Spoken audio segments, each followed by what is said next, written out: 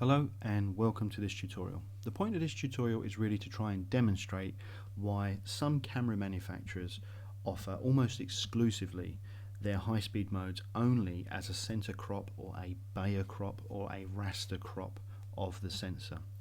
Red, for example, they offer higher frame rates at lower resolutions, and it's not really the resolution that has much to do with that. It's got far more to do with the fact that it's a smaller crop of the sensor. Panasonic with their VariCam LT, Canon with the C300 Mark II, and Sony with some of the alpha cameras. They offer high-speed modes with the caveat that they're cropped at a lower resolution. And I wanted to try and show you how that benefits the manufacturer. From a layman's perspective, most people think that the crop is in place because that means the company can increase the speed at which the sensor is being read, and that's both true and false. It's got far more to do with the crop, and it's actually the crop that is the most important thing. So what we've got here is we have a UHD frame with a very crude graphic that is trying to represent a CMOS sensor being read from left to right, and this is UHD 25 frames per second. This is 1 second and 20 frames of material, roughly 45 frames. This is a representation of the sensor at full scan. So this is the actual size of the sensor that's inside the camera, this theoretical camera. And let's just say that this particular frame rate is 50 frames per second. Now this camera manufacturer also offers, with the same camera, they offer 100 frames per second, but it must be at HD. So this 50 frames per second is at UHD, and they only offer 100 frames per second at HD. So let's create that mode. So if I copy this clip, paste it in its entirety, I can never say that word, and bring up the inspector, let's increase the crop of this particular image to 200%, which would be 1920 by 1080. Now if I just bring this on top here, the first thing you're going to notice is that the line travels at a faster speed. It's almost like I've sped the clip up. There is a problem, and everyone will be noticing this now, is that the line isn't on screen for a certain amount of time. And the reason for that is that we simply just enlarged the readout from before. Now what the companies do is they actually make a crop, which is they change where the in point, the A, and the B out point is on the sensor. It doesn't read from one side to the other. It now reads a central portion of that sensor. So let's create that. So what we need to do is we need to find where the line first comes into play, which is here, crop that, and find where it leaves, which is about here. Now when you look at these two clips and you compare them, what you're looking at is this is the full scan, left to right, the line goes from left to right, and this is the crop, left to right. Now if I play these back next to each other, you'll see that the line almost feels like it's speeding up. Now it's not speeding up, it's just reading a smaller part of our graphic. It's actually reading it so much faster without actually being sped up that we can actually take this, copy it and paste, and as you can see we can fit two readouts of this graphic, or sensor shall we say, actually faster than the previous version can read the entire sensor. It's actually two and a bit faster. It's actually, roughly about here.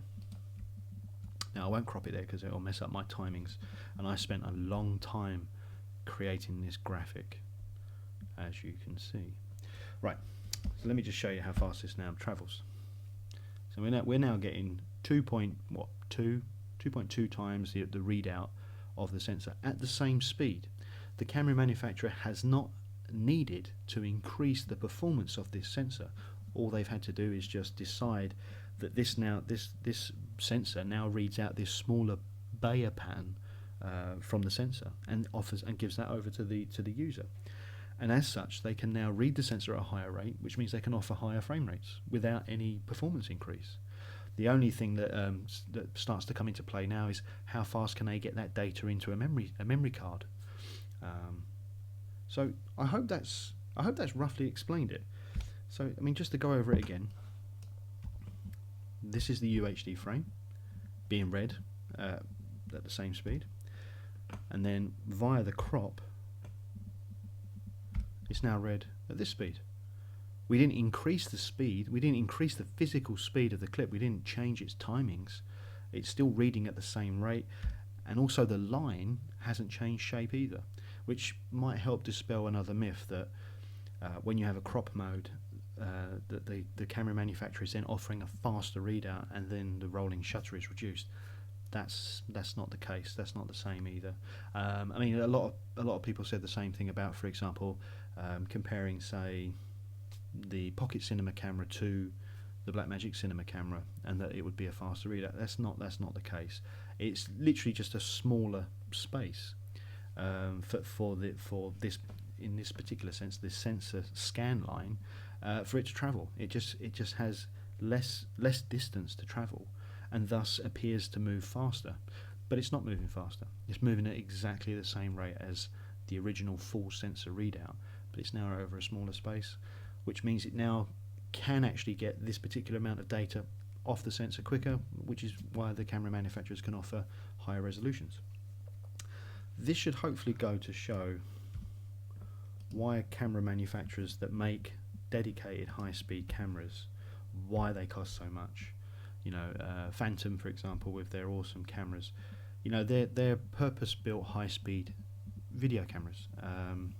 You know, they're literally purpose-built design tools, and the reason they can do that is because they've been built from the ground up to do that.